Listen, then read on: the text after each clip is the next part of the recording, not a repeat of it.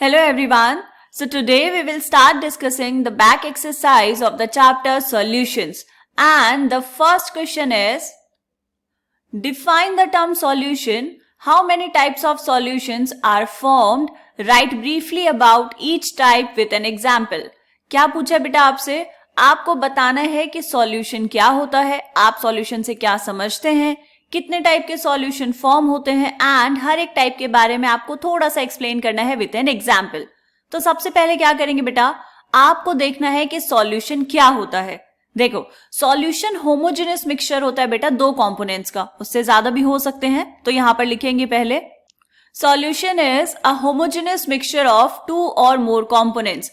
Homogeneous mixture का मतलब क्या है बेटा, जो कॉम्पोजिशन है वो through out the mixture same होना चाहिए, तो हम कहेंगे कि वो होमोजेनियस मिक्सचर है। अब सॉल्यूशन में दो चीजें होती हैं बेटा, एक होता है सॉल्यूट और एक होता है सॉल्वेंट। उससे पहले अगर हम यहाँ पर बात करें टाइप्स ऑफ सॉल्यूशंस की, तो देखो, अगर आपके सॉल्यूशन में दो कंपोनेंट्स प्रेजेंट हैं तो हम कहेंगे कि वो है आपके पास बाइनरी सॉल्यूशन, ठीक है। और अगर उसमें तीन कंपोनेंट्स प्रेजेंट हैं तो वो हो जाएगा टर्नरी, और चार कंपोनेंट प्रेजेंट होंगे तो क्या हो जाएगा बेटा, क्वार्टरनरी हो जाएगा, ठीक। आपकी बुक्स में 12th में हम पढ़ते हैं सिर्फ और सिर्फ बाइनरी सॉल्यूशन।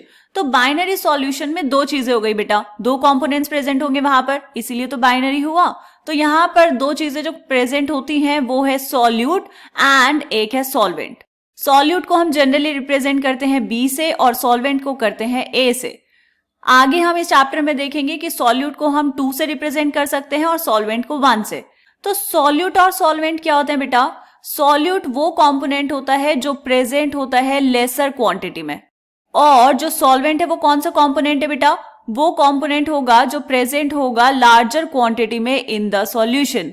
एक के रिस्पेक्ट में दूसरा ज्यादा होगा या एक के रिस्पेक्ट में दूसरा कम होगा। एग्जाम्पल के लिए अगर हम बात करें, नींबू पानी पसंद है सबको, अगर हमने क्या किया, शुगर को ऐड किया है बेटा वाटर में, शुगर एंड वाटर, तो आपके पास शुगर सॉल्यूशन बनेगा।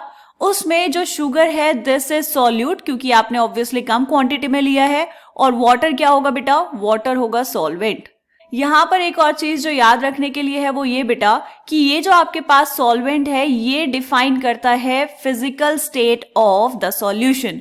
सॉल्वेंट की वजह से ही फिजिकल स्टेट रहेगी। जैसे यहां पर जो शुगर है वो तो सॉलिड पार्टिकल्स होते हैं, राइट, और जो सॉल्वेंट है वो क्या है बेटा, आपके पास लिक्विड फॉर्म में है। तो आपके पास जो सॉल्यूशन बनता है, जो शुगर सॉल्यूशन बनेगा, वो किस फॉर्म में होगा, उसकी जो फिजिकल स्टेट है वो होगी बेटा लिक्विड। क्लियर, इतनी बातें हमें समझ आ गई। ओके, अब हम देखते हैं कि कितने टाइप्स के सॉल्यूशंस बनते हैं और उनके एग्जाम्पल्स। ये पूरी की पूरी टेबल आपकी एनसीईआरटी बुक्स में दी हुई है बेटा, आप वहां से अच्छे से प्रैक्टिस कर सकते हैं। यहां पर देख लेंगे, ये टेबल है बेटा, यहां पर गिवन है आपको टाइप्स ऑफ सॉल्यूशंस। सॉल्यूशन में दो तरह की चीजें होती हैं बेटा, एक सॉल्यूट और एक सॉल्वेंट। तो आपके पास तीन तरह के सॉल्यूशंस होते हैं, gaseous solutions, liquid solutions and solid solutions. Gaseous solutions में जो सॉल्वेंट है वो होगा आपके पास गैस, लिक्विड सॉल्यूशंस में जो सॉल्वेंट है वो होगा लिक्विड, एंड सॉलिड सॉल्यूशंस में जो सॉल्वेंट है वो होगा सॉलिड।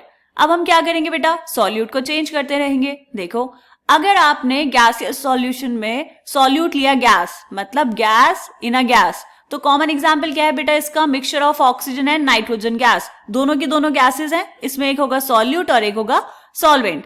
नेक्स्ट गैसियस सॉल्यूशन कौन सा है बेटा, जिसमें आपने सॉल्यूट लिया है लिक्विड और सॉल्वेंट है गैस। एग्जाम्पल क्या है, chloroform mixed with nitrogen gas. Chloroform is a liquid and nitrogen is a gas. Okay, then next one is solid in gas solution, मतलब गैसियस सॉल्यूशन है ये भी, क्योंकि जो सॉल्वेंट है वो डिफाइन करता है फिजिकल स्टेट ऑफ सॉल्यूशन।